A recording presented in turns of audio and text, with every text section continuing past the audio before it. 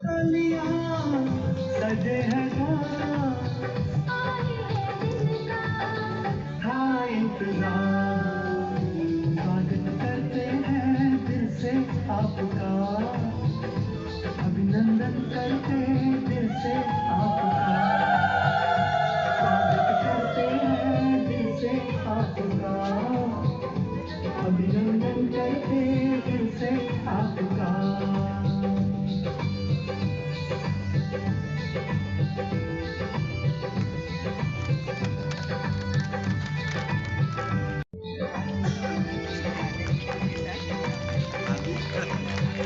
सुमंगल का दीदार आपका पाकर,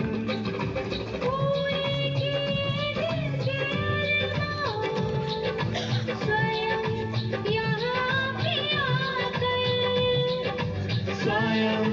यहाँ पे आकर आप आए धन्य दिल से आपका।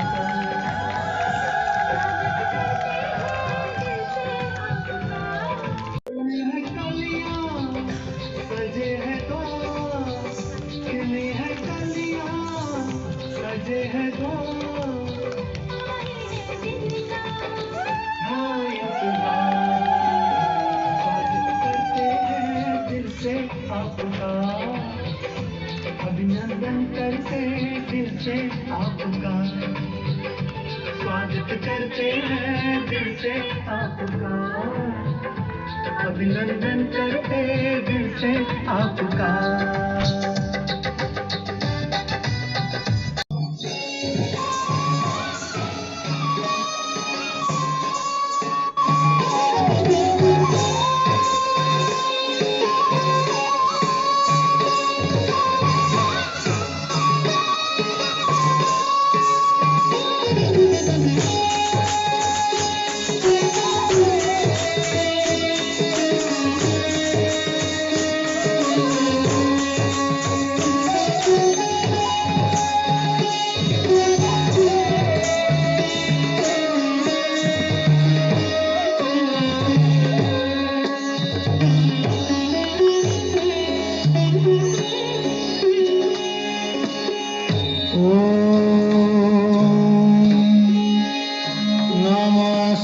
नमस्तेस्तु भगवान विश्वेश्वराय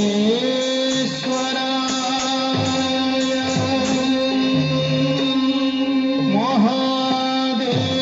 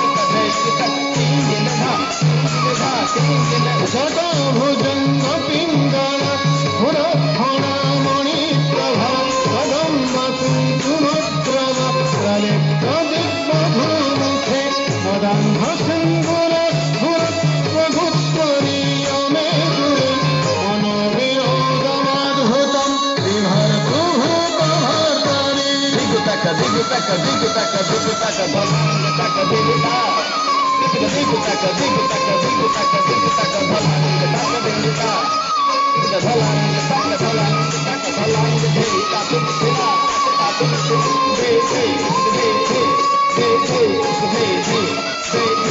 दे मंगल मृत्युहारणं सर्वव्याधि निवारणं शिवपादोदकं पीत्वा शिरसा धारयाम्यहम् अग्राह्य शिवनिर्वाह्य सदत्तं मस्तकोपरि पुण्या च शिवनिर्वाह्यं तत्र पुष्पं फलं जलं तत्र पुष्पं फलं जलं तत्र पुष्पं फलं जलं दिनगतिनिता दिनगतिनिते दिनगतिनिता दिनगतिनिता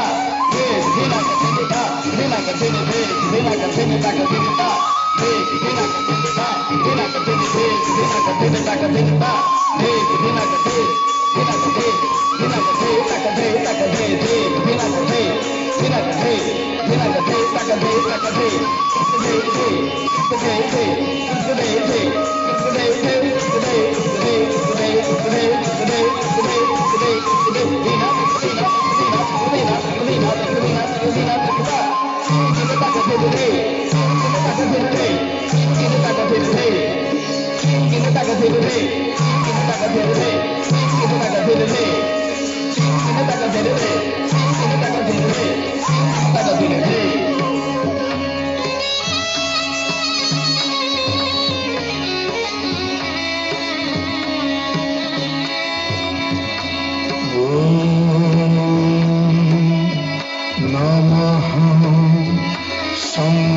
संभवाय च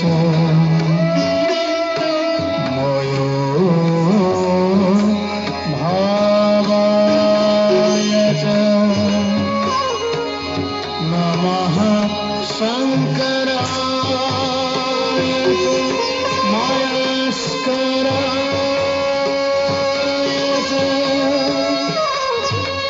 नमः शिवाय च शिवतराय च नमः शिवाय च शिवतराय च नमः शिवाय च शिवतराय च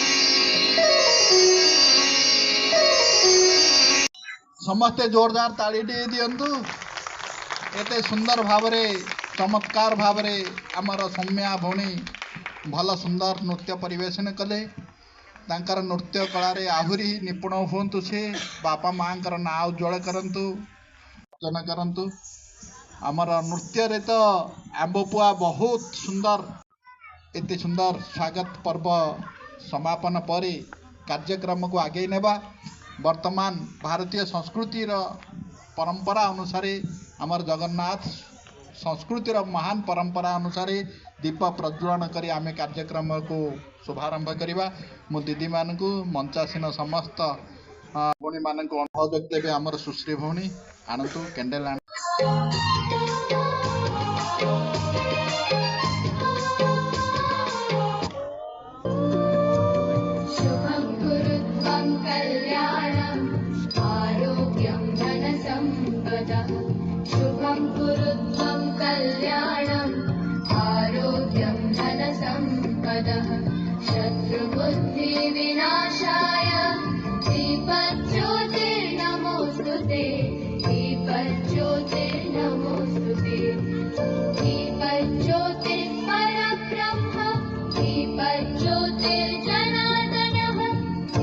दीपज्योतिर्परब्रह्म दीपज्योतिर्जनार्दनः दीपो हरतु मे पापम् सन्ध्यादीपनमोऽस्तुते ओ दीपब्रह्मरूपस्त्वं ज्योतिषां प्रभुरव्ययः ओ दीपब्रह्मरूपस्त्वं ज्योतिषां प्रभुरव्ययः। संक्षिप्त विवरणी आम सामने रखिए सुश्री भौणी। ओम शांति। बहुत सुंदर ये वातावरण लगुच आपण मानू सबुठु सर्वप्रथमे ये ईश्वरीय विश्वविद्यालय आध्यात्मिक शिक्षा अनुष्ठान तरफर आमर मुख्य संचालिका दीदी बासंती को मु मंचस्थ जी की विगत 30 वर्ष होलानी सेवारत अछंती ब्रह्मपुर बड़ बजार शाखार जो इंचार्ज आउ साथी रे बसचंदी दीदी आमर संयुक्ता दीदी जी की सह संचालिका बड़ बजार सेंटर रो से मानकर विशेष प्रेरणा विशेष पालना द्वारा आज आमर ये आंबपुआ सेवा केंद्र ब्रह्मा कुमारी सेवा केंद्रटी तैयारी होईछि आउ आगु बढ़ुछि। तेणु आज कार्यक्रम सर्वप्रथमे मु परमात्मा परमेश्वर विश्वनियंता परमात्मा को स्वागत करुछि। आउ तापरे आमर दुई दीदी वरिष्ठ दीदी बासंती दीदी एवं संयुक्ता दीदी को दिल रु हृदय रु स्वागत जनाऊँगी। साथी रे बसचंदी आमर मुंबई रु आसीथिबा रीतिका माताजी आमर कुकुड़ा खंडी सेंटर जी संचालिका कुनी दीदी तांको बहुत बहुत स्वागत। आमर भाई बसचंदी अभिमन्यु भाई जे रीडर अच्छंती खंडदेउली कॉलेज रो बहुत बहुत बहुत सुंदर वक्ता बहुत सुंदर ऐतिहासिक हिस्ट्री रो अभिज्ञता। आमर भाई डॉक्टर सोमेश्वर भाई बहुत सिंपल आ बहुत सरल चित हृदय बाबांकर संतान। ता सहित देवराज भाई जी मुंबई रु आछंदी आम पाई देखंतु केते खुशीर विषय मुंबई रु 2 जण आसिक आम सामने बसि आपण मैंने इठू आसिले से माने मुंबई रु आसिक बसचंदी। तेणु बहुत खुशी लगुच आज संस्थार जो आमर 2 वर्षर ये छोट छुआटीए आंबपुआ जो सेंटर खोली ब्रांच 2 वर्षर केवल किंतु 20 वर्ष 15 वर्ष तलू आरंभ होइथिला विधिवत रूप से 2 वर्ष होला सेवा चली। आमर संजय भाई बहुत सुंदर कहले ये 2 वर्षर नाई 20 वर्षर 2 वर्ष होइकी भी आमर मते ये दृढ़ संकल्प आसिला 20 वर्षर सेंटर भली सेवा करिके देखेबाकू पड़िबो। 20 वर्षर सेंटर बोली ही जी हेले भाबिबो 2 वर्ष सिना किंतु 20 वर्ष भली भाबिबो। पल्लीगुमूलार भाई भौणी माने हाँ माँ माने बहुत सुंदर बहुत सेवार सहयोगी से सहयोग द्वारा ही ये सब सेवा हो पार्ची। आमर एबे एबे मासे हैला सॉरी 15 दिन हैला गोविंद विहार पाठशाला नुआ खोलाई जोटा रूबी आई हॉस्पिटल पाखरे गोविंद विहार भाई भौणी माने हाथ उठातु डेली क्लास होची। हाँ 10 जन भाई भौणी अच्छा आहरी 2 जन पलि गले। आमर भौणी सौम्या भौणी डांस कले गोविंद विहार आसचंदी बहुत सुंदर डांस कले। देखंतु जेमती कहते अरक्षित को दैव साहा जार किछि भी न थाए सहयोग किंतु भगवान तापर आशीर्वाद हाथ सबुले रखि थांदी सबुबले सहारा दे थांदी आ बड़ मानकर आशीर्वाद सबुले आगु को बढ़ाए। तेणु एई वर्ष भितर योगा डे रे आमर प्रोग्राम होइथिला 21 तारीख जून मासरे। एई वर्ष मधुबन जोटा महान तपस्या स्थल तपस्या भूमि जोटी भगवान को अवतरण स्थान से मधुबन को आमर यही आंबपुआ सेवा केंद्र तरफ 50 जन भाई भौणी मधुबन परिदर्शन करके आसबार सौभाग्य नहीं से पुण्य भी प्राप्त करछंती। आउ ता सहित आमर विभिन्न जगार जितेबले जो फंक्शन हुए जमी काली पूजा हुए दंड नाच हुए मेरु जात्रा हुए केतेबेले कौठी केतेबेले कौठी सेवा चली थाए आगू भी चलो आपण माने जो माने नुआ आसछंदी आपण माननकु बहुत बहुत स्वागत।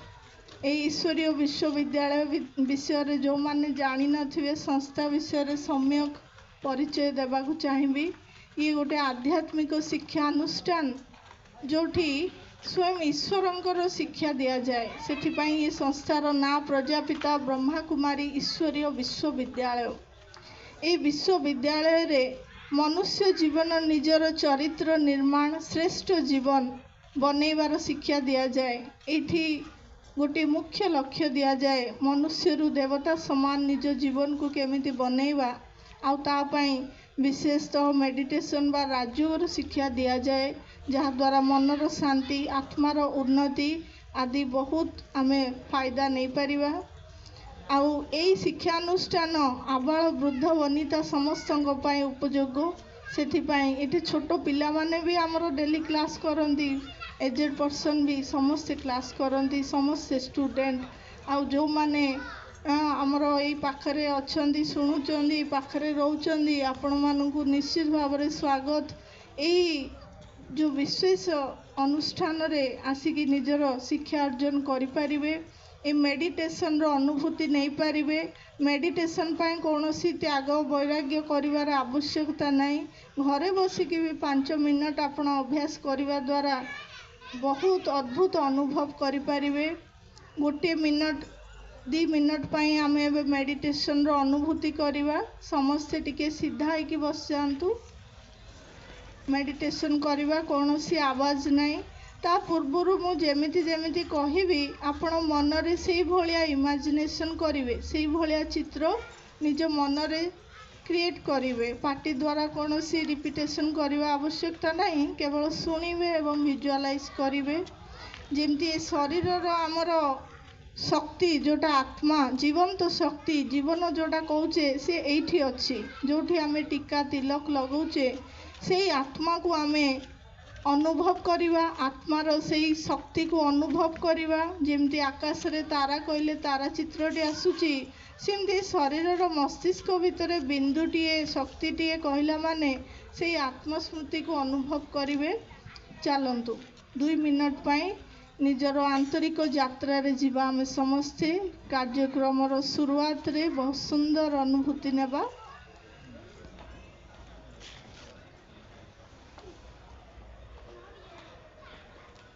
अनुभव करंतु शरीर रो मस्तिष्क मध्य रे बहुत क्षुद्र सूक्ष्म चमकुथिबा हीरा समान आत्माटीए चमकुछि बहुत सूक्ष्म जीवंत शक्तिटीए मु एही जीवंत शक्ति निजर परे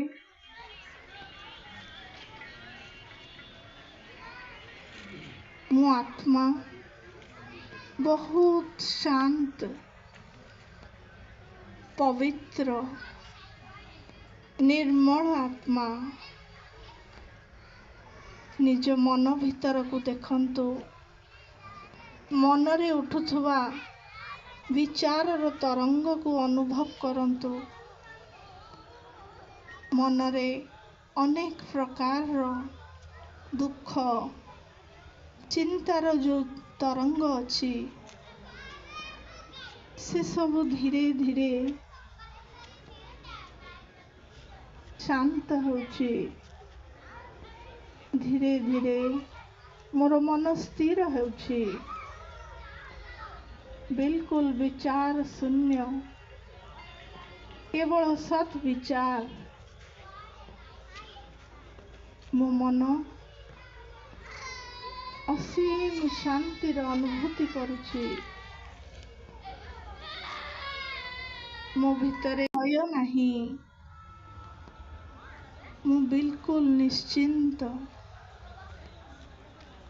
शांत निर्मल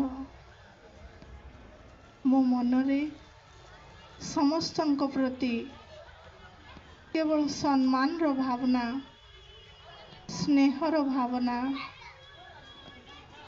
सहयोग रो भावना रही।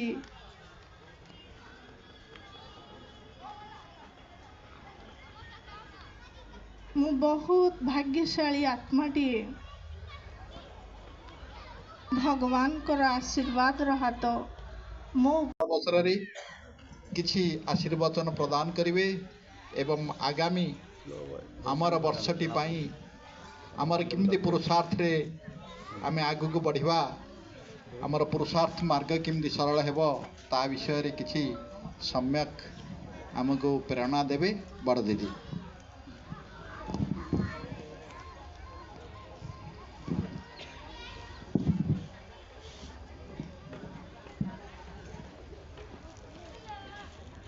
ओम शांति ओम शांति ओम शांति।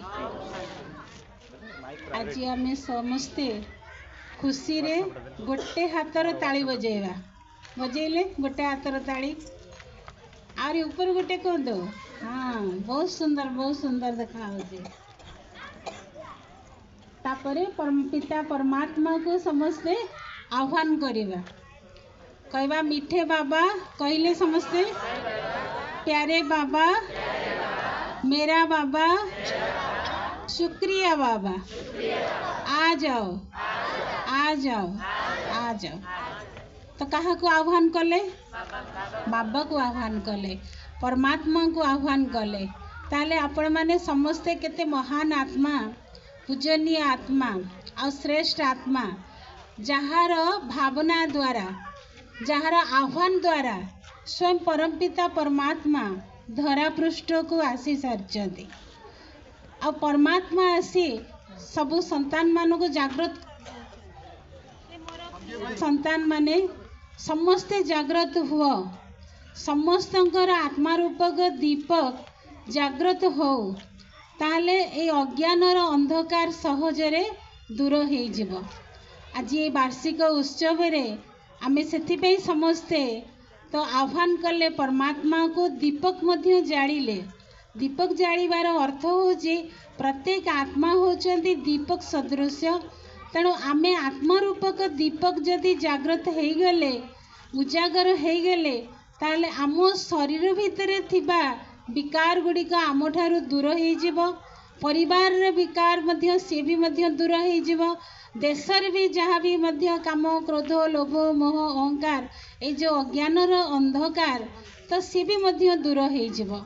तेणु यही शुभभावना शुभ संकल्प द्वारा आमे समस्ते दीपक को जालिले।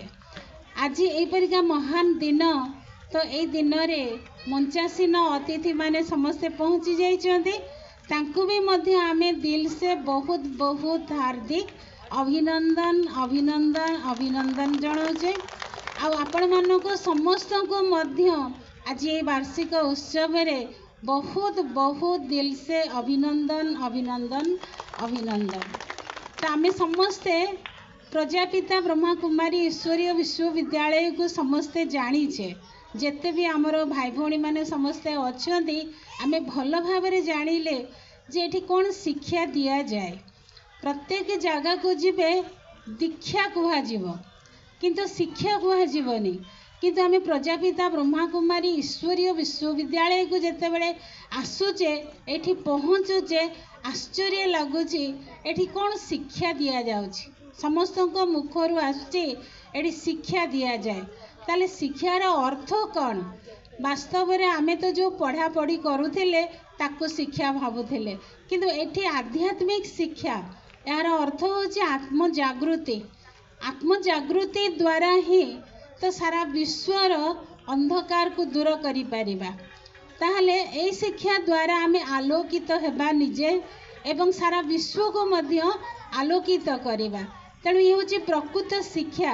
ए शिक्षा आमको बहुत उच्च स्थान दे थाए जोटा कि आमे निजे पूजा करुथिले देवी देवता को सही परि आसन रो अधिकारी बनै दे थाए।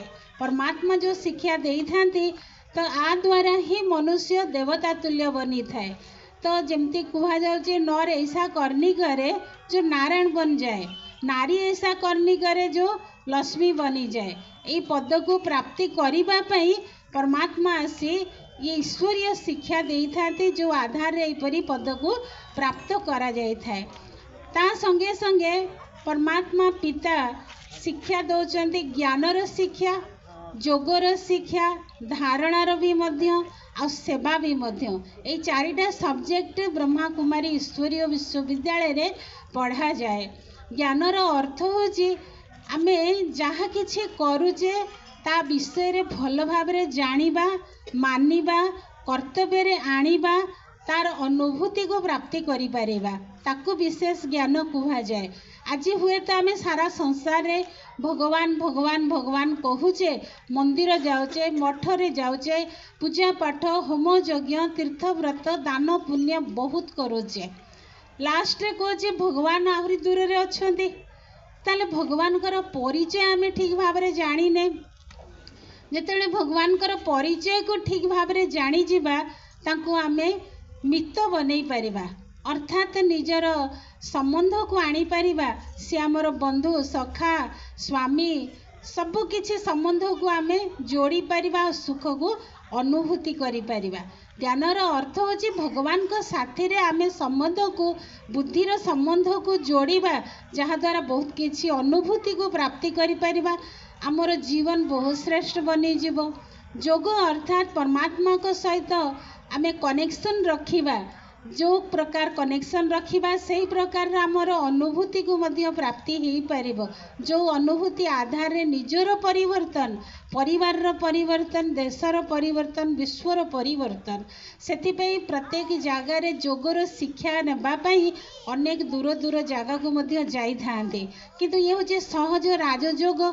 आमे जोठी भी बसिबा, खाइबा, पीबा, बुलिबा, प्रत्येक समय रे आमे जोगयुक्त हो पारिबा, भगवान को सहित कनेक्शन रखी पारिबा, आ भगवान को साथीर अनुभूति को मध्य प्राप्ति करि पारिबा। ये होचे जोग, जहाँ को कहा होचे राजयोग। निज कर्म इंद्रिय गुड़िक उपरे विजय प्राप्ति करि पारिबा, मन बुद्धि संस्कार उपरे विजय प्राप्ति करि पारिबा। आमे निजे गोटे विजयी आत्मा बनी पारिबा, आको कहा जाए जोग। धारणा अर्थात प्रैक्टिकल जीवन रे अनुभूति को प्राप्ति करिबा, धारणा करिबा। आमे जहाँ कहूचे ताकू आमे करि पारेने, किंतु ए ईश्वरीय विश्वविद्यालय रे जहाँ कुहा जाए ताकू प्रैक्टिकल रे करा जाए भी मध्य। जदि प्रैक्टिकल रे करा जाउची ताहले जणे व्यक्ति को कुहा जिवो ये प्रकृति रे ज्ञानी। खाली कहिबा वाला नुहे, ताकू मानिबा वाला एवं कर्तव्य रे करिबा वाला। सेथिबे धारणा बोली कुहा जाउची। प्रैक्टिकल रे अनुभूति को आमे धारणा करि परिबा बा अनुभव करि परिबा। एहा संगे संगे सेवा तो अनेक सेवा अच्छी। तो जमती का दुनिया रे बहुत प्रकार सेवा करी थांती। कोठी खाइबा को दे थांती, कोठी रोगी पड़ी थिले मेडिसिन दे थांती, काको लुगापट्टा दे थांती, काको केते प्रकार सेवा अच्छी। किंतु सबुठारु श्रेष्ठ सेवा भगवान कही थांती आत्मजागृति करिबा सर्वश्रेष्ठ सेवा बा अनेक आत्माकर परिवर्तन अर्थात संस्कार परिवर्तन करिबा ये होची श्रेष्ठ सेवा। तेणु परमात्मा शिक्षा दियंती संस्कार परिवर्तन एवं संसार परिवर्तन। जेतेबेले निजर स्वभाव संस्कार को आमे परिवर्तन करिबा ताले संसार धीरे धीरे परिवर्तन हेबो। तेणु ये सारीटा सब्जेक्ट प्रति आमे ध्यान देबा। तेणु विशेष तो टाइम नाही, बहुत कम समय अच्छी, किंतु से भितर गोटे कहानी कहूची। ये जो प्रैक्टिकल धारणा कथा कहूची, तो जड़े मूर्तिकार सी एपरिका मूर्ति गुड़िक नहीं बहुत बिक्री करे। तो थरे जाइए बिक्री करबा पई तीनोटी मूर्ति को से बहुत बिक्री करी करी लास्ट रे तीनोटी मूर्ति को रखी। तो से मूर्ति तीनिटा पूरा समान, माने गोटे प्रकार माने पिंधिबा ठारू तो जो प्रकार माने से गोटे मूर्ति देखी थे से प्रकार तीनटा जगह मूर्ति एका समान, किछि डिफरेंस नहीं। तो से मूर्ति को नेबा पई जणे मूर्तिकार पाखो को आसिक पहुँचले जड़े व्यक्ति। तो से दाम पचारे, कहले यार दाम ये तीनोटी मूर्ति तो अच्छी किंतु यार दाम केते, एका भाया सब देखा जाउची किंतु केते दाम यार। तो से मूर्तिकार ताको कहले तो प्रथमटा हूँ 10 टंका, द्वितीयटा हूँ 20 टंका, तृतीयटा हूँ 100 टंका। तो से जितेबले ए प्रकार कहले जे किणवा वाला जाइए मूर्ति किणवा को जाइए तो सी कहले कौन सबू जाक तो एका प्रकार कहीं एमती डिफरेन्स कहीं पैसार डिफरेन्स कहीं रखी दि जाए। तो से मूर्तिकार कहले आग देखु फास्ट मूर्ति देखु, सेकेंड मूर्ति देखु आ तृतीयटा भी देखु। तो जितेबले से किणवा वाला जी सी जाइए तो सी प्रथम मूर्तिटा को हाथ लगेले देखला बेलू से मूर्तिर किसी सुंदरता और रहिला नहीं, पूरा माटी झड़ीगला। द्वितीयटी जितेबले हाथ लगेले जोड़ा 20 टंका वाला थिला तो सी टिके टिके रहिला। तृतीयटा को हाथ लगेले पूरा किछि भी भांगिला नहीं, से एते मजबूत होइथिला ताको उठेले धरिले पुणी थोइले भी मध्य से भांगिला नहीं। तो यहीपरिका डिफरेन्स जितेबले हैला तो सेतेबले सी कहले मूर्तिकार को जे ए तीनटा जाकरे कहीं अलग अलग रखा जाइछि। तो से मूर्तिकार कहले जोड़ा 10 टंका वाला थिला से किछि प्रैक्टिकल रे धारणा नथिला तार, आ द्वितीयटा जितेबले टिके टिके किछि धारणा थिला, तृतीयटा होछि प्रैक्टिकल जीवन रो अनुभूति को से भरपूर भाव में प्राप्ति करिथिला। जेते झड़ झंझा माने आसु विघ्न समस्या परिस्थिति आसु किंतु से मूर्तिर टिके भी मध्य किछि क्षति हो नथिला।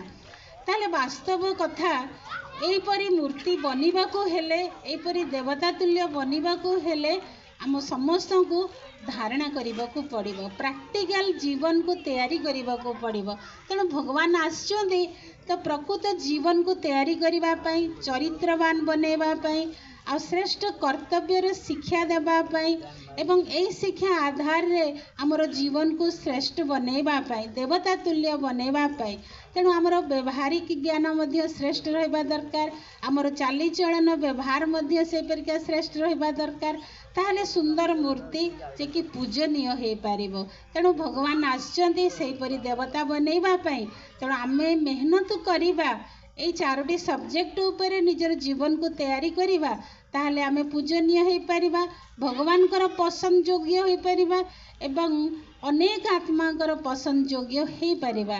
तेणु आज ये शुभ दिन रे ए वार्षिक उत्सव रे भगवान करंतु समस्तंकर जीवन श्रेष्ठ मध्य हो, देवतुल्य हो, समस्तंकर जीवन भितरे अंधकार जो अच्छी सी मध्य दूर हो जाऊ, आ स्वभाव संस्कार जहाँ भी खराब अच्छी से गुड़िक सब दूर हो जाऊ, आ प्रत्येक आत्मा माने बहुत सुंदर देवता तुल्य बनी जातु, आ समस्ते देवी तुल्य बनतु, देवता तुल्य बनतु, समस्तंकर घर बहुत सुंदर पाठशाला शुभ आशीर्वाद देले समस्तंकर घर मंदिर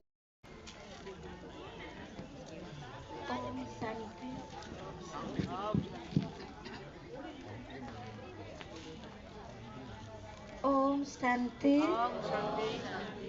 ओम शांति ओम शांति।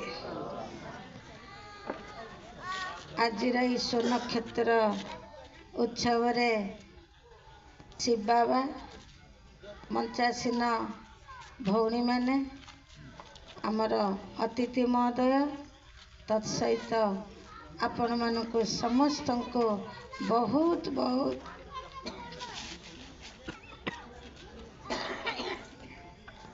अभिनंदन अभिनंदन।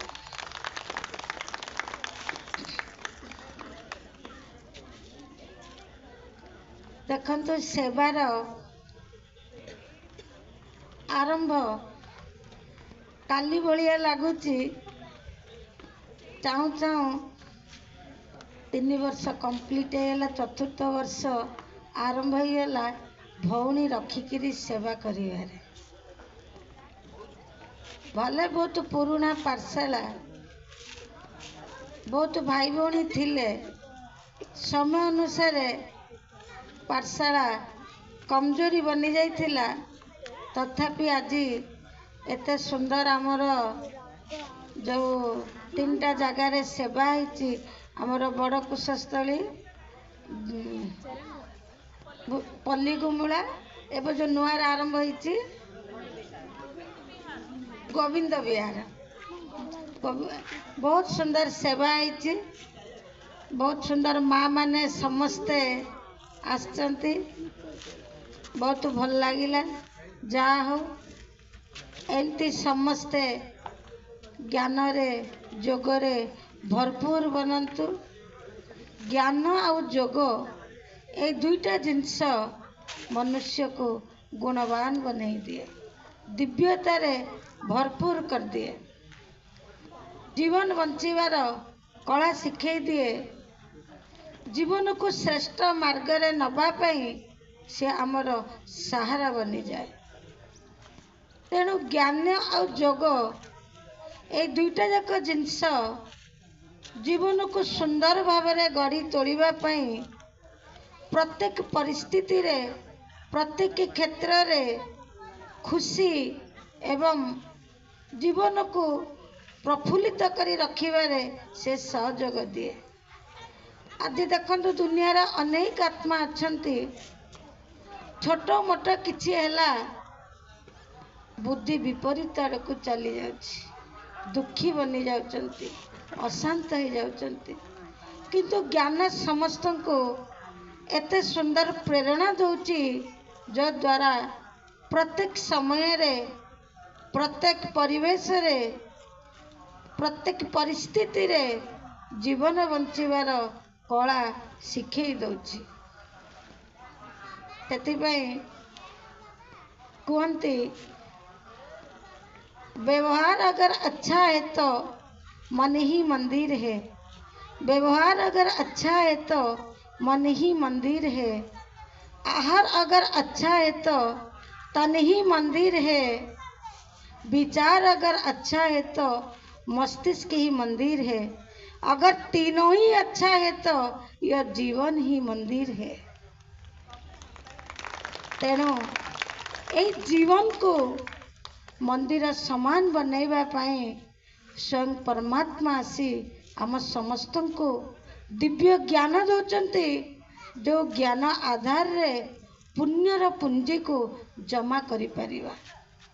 ପ୍ରତ୍ୟେକ ବ୍ୟକ୍ତି ଜାଣିଛନ୍ତି ଏହି ଶରୀର ଏହି ପଞ୍ଚମହାଭୂତରେ ତିଆରି, ଆଉ ଏଠି ଏହି ପଞ୍ଚତତ୍ୱରେ ସେ ବିଲୀନ ହେଇଯିବ। କିନ୍ତୁ ଆଜି ଜ୍ଞାନର ଅଭାବ ହେତୁ ଆଜି ମଣିଷ ମତିଭ୍ରମ କହିବା ବା ବିପତ୍ତିଗାମୀରେ ଜୀବନକୁ କଟାଉଛି। ତେଣୁ ପରମାତ୍ମା ପ୍ରାପ୍ତି ସନ୍ତାନମାନେ ଜୀବନକୁ ଚଲେଇବାର ରାସ୍ତା ପାଇଯାଆନ୍ତି। ଯାହା ଜୀବନରେ ସାଥିରେ ନେଇକରି ଯିବା, ଯାହାକୁ ଆମେ କହିଲେ ପୁଣ୍ୟ, ପୁଣ୍ୟକୁ କେବେ ହେଲେ କାହା ସହିତ ମୋଲ କରିପାରିବା, ତୁଳନା କରିପାରିବା, ଭ୍ୟାଲୁଏସନ୍ କରିପାରିବା ନାହିଁ। ପୁଣ୍ୟକୁ କେବେ ହେଲେ କାହା ସହିତ ତୁଳନା ବା ଭ୍ୟାଲୁଏସନ୍ କରିପାରିବାନି। ପୁଣ୍ୟ ପୁଣ୍ୟ ହିଁ ଯେ ଜୀବନର ସାଥୀ ବନିଯାଏ। ଗୋଟେ 2 ମିନିଟ୍ ଆପଣମାନଙ୍କୁ ଗୋଟେ ଛୋଟ କାହାଣୀ ଦ୍ୱାରା ପ୍ରେଜେଣ୍ଟେସନ୍ କରିବି। ଜଣେ ଧନୀ ଥିଲେ ଆଉ ଦାନୀ ବି ଥିଲେ, ଧନୀ ଥିଲେ ଆଉ ଦାନୀ ବି ଥିଲେ। ବହୁତ କିଛି ଜୀବନରେ ଦାନ ପୁଣ୍ୟ କରିଛନ୍ତି। ଏମିତି ଆସିଲା ଦାନ କରି କରି ଶେଷରେ ତାଙ୍କ ପାଖରେ ଆଉ କିଛି ବି ନାହିଁ। ଏମିତି ଦିନେ ସମୟ ଆସିଲା ତାଙ୍କ ପାଖରେ ଖାଇବା ପାଇଁ ମଧ୍ୟ ନାହିଁ। ସବୁ ଜିନିଷ ଦାନ କରି ଚାଲିଲେ। ଏତେ ଦାନ ଦେଖି ତାଙ୍କ ସ୍ତ୍ରୀ ତାଙ୍କ ଉପରେ ନାରାଜ ହେଲେ, କହିଲେ ସବୁ ତ ଦାନ କରିଦେଲ, ଆଉ କ'ଣ ଅଛି? ଆମ ଗାଁ ପାଖରେ ଜଣେ ବ୍ୟକ୍ତି ଅଛନ୍ତି, ତାଙ୍କ ପାଖକୁ ଯାଅ, ସେ ପୁଣ୍ୟକୁ କିଣୁଛନ୍ତି। କ'ଣ କିଣୁଛନ୍ତି? ପୁଣ୍ୟକୁ ସେ କିଣୁଛନ୍ତି। ସେ କହିଲା, ଆରେ ମୁଁ ତ ଦାନ କଲି ପୁଣ୍ୟ ପାଇଁ, ଆଉ ତୋର ପୁଣ୍ୟକୁ ବିକ୍ରି କରିବି ନା? ହଁ ହଁ, ସବୁ ଦାନ କରିଦେବା ହେତୁ ସରିଗଲା, ଆଉ କିଛି ନାହିଁ, ବର୍ତ୍ତମାନ ପୁଣ୍ୟକୁ ବିକ୍ରି କର। ଇଚ୍ଛା ନଥିବା ସତ୍ତ୍ୱେ ବ୍ୟକ୍ତି ଜଣକ ବାହାରିଲା କ'ଣ କରିବା ପାଇଁ? ପୁଣ୍ୟକୁ ବିକ୍ରି କରିବା ପାଇଁ। ପୁଣ୍ୟର ପୁଣ୍ୟର ପ୍ରତିବଦଳରେ କିଛି ଟଙ୍କା ନେଇକିରି ଆସିବ। ସେ ଯିବ ପାଖ ଗାଁକୁ। ତା ସ୍ତ୍ରୀ କ'ଣ କଲା, ରାସ୍ତାରେ ଖାଇବ କ'ଣ, ତାକୁ ଚାରିପଟ ରୁଟି ବନେଇ ଦେଇକିରି ଦେଇଦେଲା, ନେଇକି ଯାଅ, ଯେତେବେଳେ ରାସ୍ତାରେ ଭୋକ ଲାଗିବ ତାକୁ ଖାଇ ନେବ। ସେ ବାହାରିଲା ପୁଣ୍ୟକୁ ବିକ୍ରି କରିବା ଉଦ୍ଦେଶ୍ୟରେ। ଯାଉ ଯାଉ ଦେଖିଲା ଗାଁ ପାଖ ହେଇ ଆସୁଛି, ଭୋକ ଲାଗିଲାଣି, ଖାଇଦେବି ଆଉ ଯିବି ସେ ସେଟ୍କୁ ପୁଣ୍ୟ ବିକ୍ରି କରିବା ପାଇଁ। ସେ ଯେତେବେଳେ ତାର ପୁଡ଼ିଆ ଖୋଲିଛି ଖାଇବା ପାଇଁ, କ'ଣ ହେଇଛି ନା ଗୋଟେ କୁକୁର, କୁତି ମାଇ କୁକୁରଟେ ତାର 3ଟା ଛୋଟ ଛୋଟ ଛୁଆକୁ ନେଇକିରି ଆସିଛି। କ'ଣ ପାଇଁ? ସେ କୁକୁରଟାକୁ ଭୋକ ଲାଗୁଛି, କ'ଣ ଖାଇବ। ସେ ଯେତେବେଳେ ତାକୁ ପାଟିରେ ନେବା ପାଇଁ ରୁଟିକୁ ଯାଇଛି, ସେ କୁତି ଆସିକି ସାମ୍ନାରେ ଠିଆ ହେଇଯାଇଛି। ଏ ବ୍ୟକ୍ତିର ସ୍ୱଭାବ କ'ଣ? ଦାନ କରିବା। ତେଣୁ ସେ କ'ଣ କଲା, ନାଇଁ ମୁଁ କ'ଣ ଖାଇବି, ତାକୁ ଗୋଟେ ରୁଟି ଦେଇଦେବି ଆଉ ବାକି ନହେଲେ ଖାଇବି। ତାକୁ ଗୋଟିଏ ରୁଟି ଦେଇଦେଲା, ତାର ପେଟ ପୁରିଲାନି। ସେ ପୁଣି ଚାହିଁକି ବସିଲା, ତାକୁ ଦ୍ୱିତୀୟ ରୁଟିଟି ଦେଇଦେଲା, ତଥାପି ସେ ଗଲାନି। ଏମିତି କରିକି ତାର 4ଟା ଯାକ ରୁଟି ସେ କୁକୁର ମା ଛୁଆ ସବୁ ଖାଇଦେଲେ। କ'ଣ କରିବୁ? କହିଲା ଆଉ ତ କିଛି ନାହିଁ, ଚାଲ ମୋତେ ତ ଯିବାର ଅଛି। ମୋ ସ୍ତ୍ରୀ ଯଦି ନ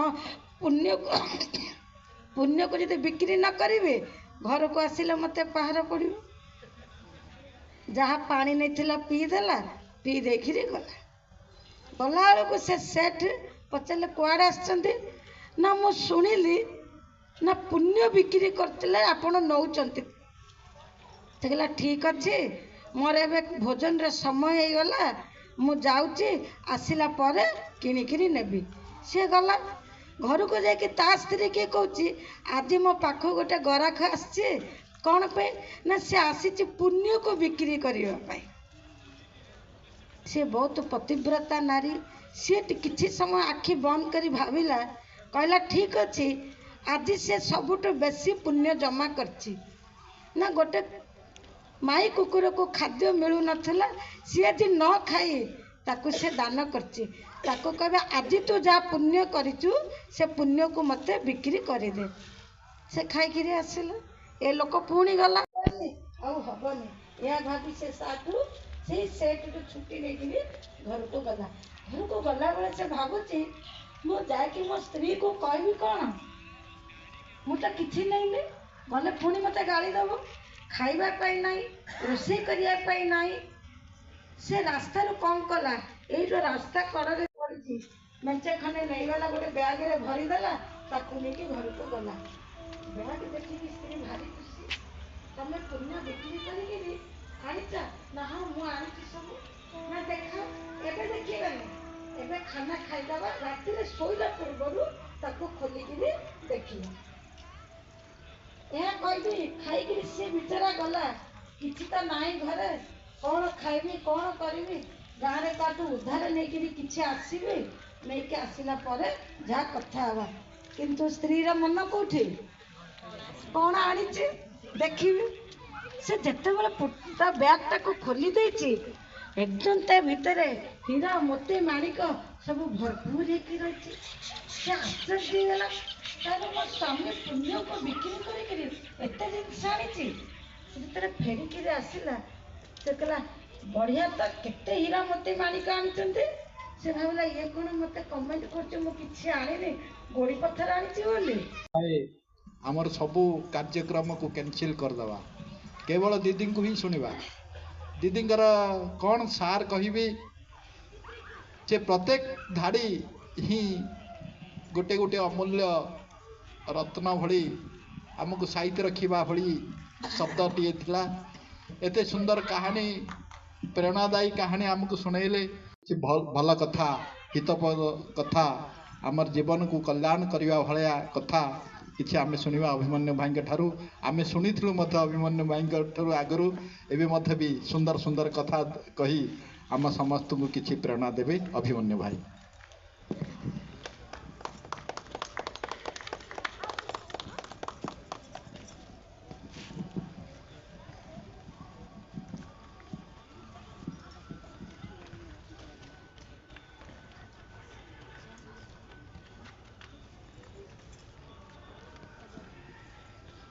ଆଜିର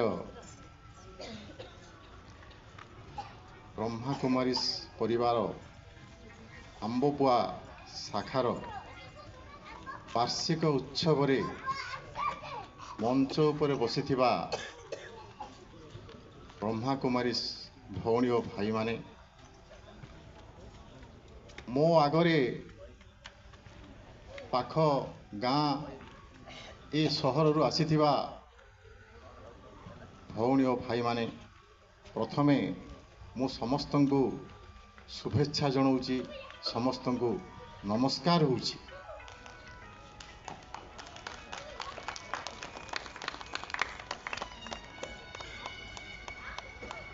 ମୁଁ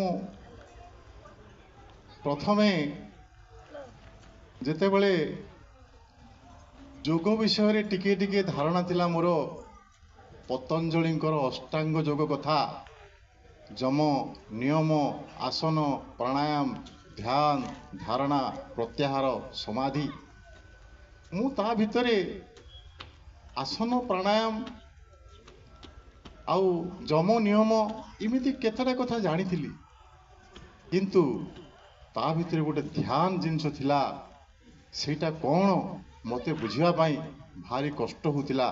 କିନ୍ତୁ ମୁଁ ଶୁଣିଥିଲି ଯେ ବ୍ରହ୍ମାକୁମାରୀରେ ଧ୍ୟାନ ବିଷୟରେ ଶିକ୍ଷା ଦିଆଯାଏ। ମୋ ପାଖ ବଜାରରେ ଥରେ ମୁଁ ପରିବା କିଣିବା ପାଇଁ ଯାଇଥିଲି, ସୁଶ୍ରୀ ଭଉଣୀଙ୍କ ସହିତ ଦେଖା ହେଲା। ମୁଁ କହିଲି, ଭଉଣୀ ଧ୍ୟାନ କ'ଣ? ମୁଁ ତ ଶୁଣିଛି ବ୍ରହ୍ମାକୁମାରୀରେ ଦିଆଯାଏ ଶିକ୍ଷା, ମୋତେ ଟିକେ ଆପଣ ଶିଖେଇଦେବେ କି?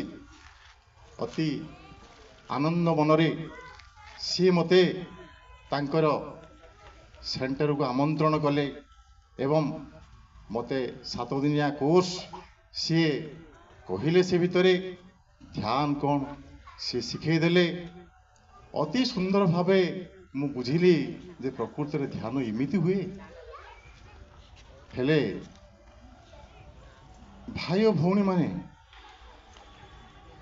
ସେଇଠୁ ମୋର ଗୋଟିଏ ଧାରଣା ହେଲା ଯେ ସମାଜରେ ଏଇ ଯେଉଁ ବ୍ରହ୍ମାକୁମାରୀ ସଂସ୍ଥା ଅଛି, ୟାର କାମ ହେଲା ଭଉଣୀମାନଙ୍କ ଜରିଆରେ ସମାଜରେ ବସବାସ କରୁଥିବା ମଣିଷମାନେ ସେମାନଙ୍କର ମାନବିକତା ଗୁଣର ବିକଶିତ କରିବା, ପରିପ୍ରକାଶ କରିବା ଲକ୍ଷ୍ୟ ଓ ଆଭିମୁଖ୍ୟ ହେଉଛି ଏହି ସଂସ୍ଥାର। ସମାଜରେ କିପରି ମଣିଷ ଶୃଙ୍ଖଳିତ ଭାବେ ଜୀବନଯାପନ କରିପାରିବ, ମଣିଷ କିପରି ରୋଗମୁକ୍ତ ହେଇ ସୁସ୍ଥ ଜୀବନ ଜିଇପାରିବ, ତାହାର ତରିକା ୟା ମାଧ୍ୟମରେ, ଏହି ଈଶ୍ୱରୀୟ ବିଶ୍ୱବିଦ୍ୟାଳୟ ମାଧ୍ୟମରେ ମଣିଷମାନଙ୍କୁ ଶିକ୍ଷା ଦିଆଯାଏ। ଏ ଧାରଣା ଆଗରୁ ମୋର ନଥିଲା। ତାପରେ ମୁଁ ବୁଝିବାକୁ ପାଇଲି ଯେତେବେଳେ ମୁଁ 2ଟା ମେଗା ଫଙ୍କସନ୍ ଏହି ସଂସ୍ଥାର ଆଟେଣ୍ଡ କଲି। ଗୋଟିଏ ଫଙ୍କସନ୍ ଥିଲା, ଜଣେ ସୁଦୂର ରାଜସ୍ଥାନରୁ ଆସିଥିଲେ ଜଣେ ଦିଦି, ତାଙ୍କର ଟପିକ୍ ଥିଲା ରିଲାକ୍ସ ଆଣ୍ଡ ରିଚାର୍ଜ। ସେଦିନ ମୋର ଆଖି ଖୋଲିଲା ଯେ ଆରେ ୟା ଭିତରେ ଏତେ କଥା ଅଛି। ମଣିଷର ମୃତ୍ୟୁ ପରେ ଯେଉଁ ଆତ୍ମା ସିଏ ଯାଉଛି, ତାର ଗତି ପ୍ରକୃତରେ ଅନ୍ୟ ଏକ ରାଜ୍ୟକୁ, ଯେଉଁ ରାଜ୍ୟ ଦେବରାଜ୍ୟ, ଦେବତାର ରାଜ୍ୟ, ଯେଉଁଠି ଦୁଃଖ ନାହିଁ, ଯେଉଁଠି ସୁଖ ହିଁ ସୁଖ, ଆନନ୍ଦ ହିଁ ଆନନ୍ଦ, ସେଇ ରାଜ୍ୟ ପାଇଁ ଟିକଟ ମିଳିଯାଏ। ଏଇଥିରେ କିଛି ଶୁଣିଲେ, କିଛି କଲେ ଏବଂ ଏଇ ସତ୍ସଙ୍ଗ ଲାଭ କଲା ପରି। ହେଲେ ଏ ଭିତରେ ମୁଁ ମାତ୍ର ପ୍ରାଥମିକ ଶ୍ରେଣୀର ଛାତ୍ରଟିଏ। ଖଡ଼ି ଛୁଇଁଥିଲି ମୁଁ ଜାନୁଆରୀ ମାସରେ, ଏବେ ମୁଁ ମାତ୍ର ପ୍ରଥମ ଶ୍ରେଣୀର ଛାତ୍ରଟିଏ। ମୋର ବିଶେଷ ଧାରଣା ୟା ଭିତରେ ନଥିଲେ ମଧ୍ୟ, ଯେହେତୁ ଆପଣମାନେ ମୋତେ ସୁଯୋଗ ଦେଇଛନ୍ତି ଏଠି କହିବା ପାଇଁ, ମୁଁ ଗୋଟେ 2ଟା କଥା ଅତି କମ୍ ସମୟରେ କହିବି। ଆଉ ରାତି ତ ବେଶୀ ହେଲାଣି, ବେଶୀ କଥା ମୁଁ କହିବିନି। କଥା ହେଲା, ଆଗେ ବା ପ୍ରାଚୀନ ଯୁଗରେ ମଣିଷ ଯେତେବେଳେ ରାଜତନ୍ତ୍ର ଥିଲା, ସମାଜବାଦ ନଥିଲା, ଗଣତନ୍ତ୍ର ନଥିଲା, କିଛି ନଥିଲା, ରାଜା ଶାସନ କରୁଥିଲେ। ସେତେବେଳେ ମଣିଷର ବିଶ୍ୱାସ ଆଉ ବନ୍ଧୁତା ମଣିଷ ଉପରେ ଲାଗି ରହିଥିଲା। ମହାଭାରତ ପୃଷ୍ଠକୁ ଆମେ ଯେତେବେଳେ ଯିବା, ଯେତେବେଳେ ପାଣ୍ଡବମାନଙ୍କର କୌରବମାନଙ୍କ ଭିତରେ ଯୁଦ୍ଧ ଚାଲିଥିଲା, ପାଣ୍ଡବମାନେ ଜାଣିଲେ ଯେ କର୍ଣ୍ଣ ତାଙ୍କର ରକ୍ତର ଭାଇ। କର୍ଣ୍ଣ ନିଜେ ଜାଣିଲେ, ତଥାପି ସିଏ ଦୁର୍ଯ୍ୟୋଧନଙ୍କର ପକ୍ଷକୁ ଛାଡ଼ିକି ଆସିନଥିଲେ ତାଙ୍କର ରକ୍ତ ଭାଇମାନଙ୍କ ପାଖରୁ। ଇଏ ଥିଲା ବନ୍ଧୁତାର ଏକ ନିଦର୍ଶନ। ଆମ ଭାରତୀୟ ସଂସ୍କୃତିର ସମସାମୟିକ ଥିଲା ଗ୍ରୀକ୍ ସଂସ୍କୃତି ଆଉ ରୋମ୍ ସଂସ୍କୃତି। ଗ୍ରୀସ୍ ଦେଶର ଏକ କିମ୍ବଦନ୍ତୀ ମାତ୍ର ରମନ୍ତି ଦେବତା। ଯେଉଁ ସମାଜରେ, ଯେଉଁ ଜାତିରେ, ଯେଉଁ ପରିବାରରେ, ଯେଉଁ ଦେଶରେ ନାରୀକୁ ପୂଜା କରାଯାଏ, ସେଠି ଦେବତାମାନଙ୍କର ଆବିର୍ଭାବ ହୁଏ, ଦେବତାମାନେ ଆସନ୍ତି। ତେଣୁ ଏହି ସଂସ୍ଥାରେ ଆମର ଭଉଣୀମାନେ ସମାଜରେ ଏହି ଈଶ୍ୱରୀୟ ବିଶ୍ୱବିଦ୍ୟାଳୟ ମାଧ୍ୟମରେ ଏକ ସାମାଜିକ ପରିବର୍ତ୍ତନ, ମାନବିକତାର ମୂଲ୍ୟବୋଧକୁ ଜାହିର କରୁଛନ୍ତି। ତେଣୁ ମୁଁ ନିଶ୍ଚିତ ଭାବେ ଏହାକୁ ଧନ୍ୟବାଦ ଦେବି। ନମସ୍କାର। ମନେ ହୁଏ ଯେ ଅଭିମନ୍ୟୁ ଭାଇଙ୍କର ବକ୍ତବ୍ୟ ଆହୁରି ଶୁଣିବା ପାଇଁ ଇଚ୍ଛା ତ ବହୁତ ହୁଏ।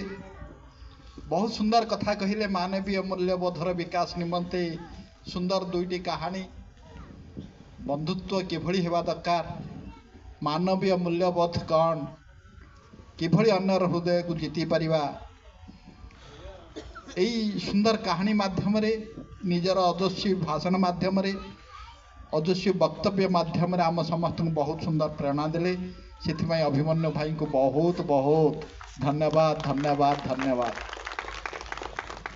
ଆଜି ଆମେ ସମସ୍ତେ ବଡ଼ ଧନ୍ୟ ଏତେ ସୁନ୍ଦର ସୁନ୍ଦର ବକ୍ତା ବକ୍ତବ୍ୟ ପାଇ। ଏବେ ଚାଲନ୍ତୁ ଆଜିର ବାର୍ଷିକ ଉତ୍ସବ ଜନ୍ମଦିନର କେକ୍ କାଟିବା। ମଞ୍ଚାସୀନ ସମସ୍ତ ନେତୃବୃନ୍ଦଙ୍କୁ ମୁଁ ଅନୁରୋଧ କରିବି, ସମସ୍ତେ ମିଳିମିଶି ଏବେ କେକ୍ କାଟିବା। ସୁଶ୍ରୀ ଭଉଣୀ ମଧ୍ୟ ଆସନ୍ତୁ, ଆମର ଯେତେ ଭଉଣୀ ଅଛନ୍ତି ସମସ୍ତେ ଆସନ୍ତୁ, ମିଳିମିଶି କେକ୍ କାଟିବା। ଆମର ନରେନ୍ଦ୍ର ଭାଇ ମଧ୍ୟ ବି ଅଛନ୍ତି, ଆସନ୍ତୁ।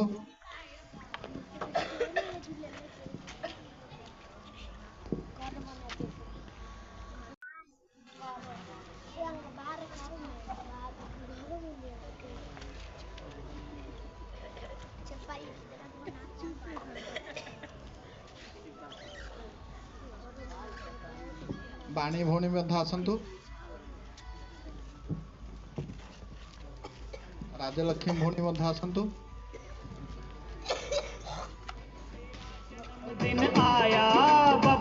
ଆମର ଧରିତ୍ରୀ ଭାଇ ମଧ୍ୟ ଟିକେ ଆସନ୍ତୁ। ଧରିତ୍ରୀ ଭାଇ तेरा जन्मदिन आया, हैप्पी बर्थडे टू यू। दरबार सजाया, एक केक मंगाया। विद्या भाई आसନ୍ତୁ। दरबार सजाया, एक केक मंगाया और संग में लाए लड्डू। तेरा जन्मदिन आया बाबा, happy happy birthday to you.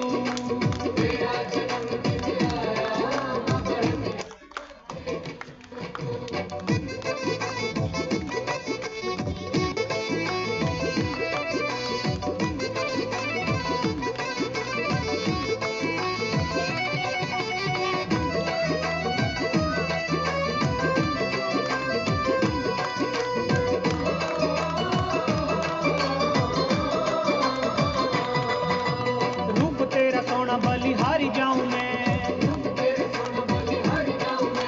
आज बाबा तुम पर वारी जाऊं मैं। ऐसा लागे मुखड़ा चंदा का टुकड़ा, ऐसा लागे मुखड़ा चंदा का टुकड़ा। फिर बैठा बाबा चुप चुप तू क्यों, तेरा जन्मदिन आया बाबा, happy happy birthday to you.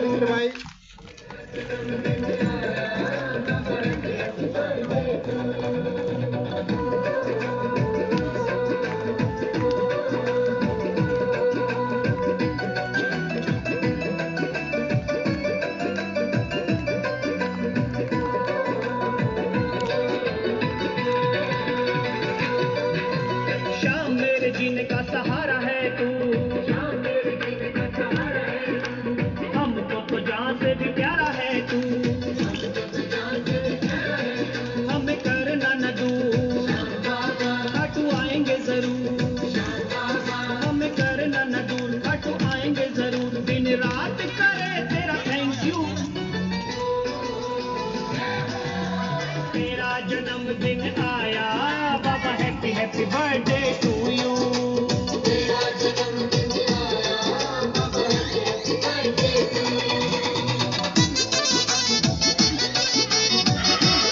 हमारा सुकांती माता जी मैं भी खड़ा हाथ जोड़, तू भी महलों को छोड़। मैं भी खड़ा हाथ जोड़, तू भी महलों को छोड़। अजमेर तू संग जरा नाच तू, तेरा जन्मदिन आया बाबा, happy happy birthday to you. ओम शांति। आमर सुकन्या माताजी समस्ते टिके ताली दियंतु। सुकन्या माताजी बहुत दिन है संकल्प थिला ब्राह्मण परिवार को गोटे ब्रह्मा भोजन देवे। से समय आज आसीगला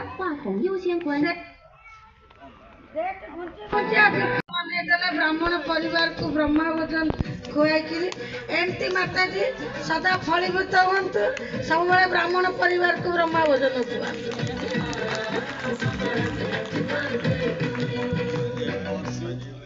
आसंतु शिव भाई सुंदर गीत नहीं समस्त ताली बजेबे। मुस्कुराना सीख लो, खिलखिलाना सीख लो। मुस्कुराना सीख लो, खिलखिलाना सीख लो। दूसरों के गम में हाथ बढ़ाना सीख लो। मुस्कुराना सीख लो, खिलखिलाना सीख लो। मुस्कुराना सीख लो, खिलखिलाना सीख लो। ऊंचे ऊंचे हाथ, जिनको मुस्कुराना है जीवन में हमेशा, तो ऊंचे ऊंचे हाथ तालियां बजाएंगे ताकि जीवन में सदा खुशियां बरकरार रहेंगी आपके।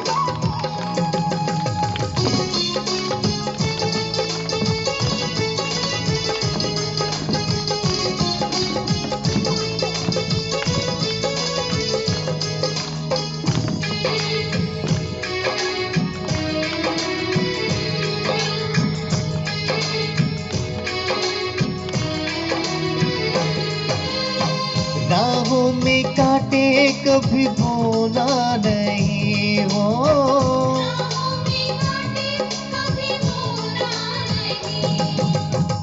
आज फूल हमसे ले लो सभी हो।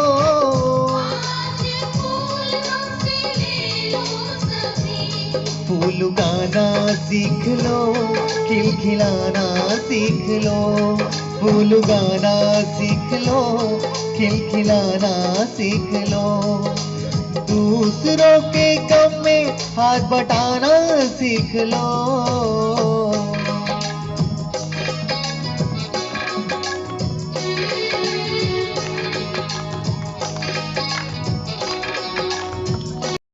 परमात्मा करते हैं तेरी प्रार्थना।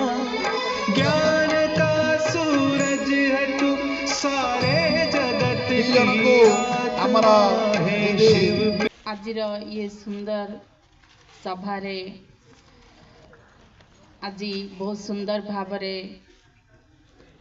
जो परमात्मा आम समस्ते एकाठी होइचे, जहाँ कहा जाए जे यदा यदा ही धर्मस्य ग्लानिर्भवते भारत, जो अधर्म को विनाश करिकी सतधर्मर स्थापन करवा वाला स्वयं परमपिता परमात्मा मुक्तेश्वर पापकटेश्वर से ही परमात्मा को प्रथमे मु धन्यवाद अर्पण करछि। तत्सहित आमर राजयोगिनी तपस्विनी दुई दीदी को मध्य बहुत बहुत धन्यवाद धन्यवाद धन्यवाद। तत्सहित आमर मुख्य अतिथि मध्य बहुत सुंदर भावरे मित्रतार आज सारा संसार रे मित्रर अभाव थाए, तेणु से मित्रता विषय रे से जो व्याख्या कले तेणु तांको मध्य बहुत बहुत धन्यवाद धन्यवाद धन्यवाद। आ मंचासीन समस्त जो भी भाई भौणी माने बसचंती सेमानंको मध्य बहुत धन्यवाद धन्यवाद धन्यवाद। परिचालना स्टेज परिचालना करथिबा संजय भाई को मध्य बहुत धन्यवाद धन्यवाद धन्यवाद। आ सम्मुख रे समस्त ईश्वरीय प्रेमी भाई और भौणी माननकु मध्य मोर हृदयपूर्वक धन्यवाद धन्यवाद धन्यवाद। दीदी को मध्य भी बहुत बहुत धन्यवाद धन्यवाद धन्यवाद। शिव गणित ईश्वरीय सौगात अर्पण करते नमस्ते जोरदार ताली दीजिए। शिव है विद्या ध्यान, शिव है ज्ञान, शिव भी है अक्षर, शिव गणित है शब्द, शिव गुणगान, शिव है विद्या ध्यान, शिव है ज्ञान, शिव विज्ञान, शिव कंठ, शिव वाणी भी शिव है, शिव हमारी चेतना है, शिव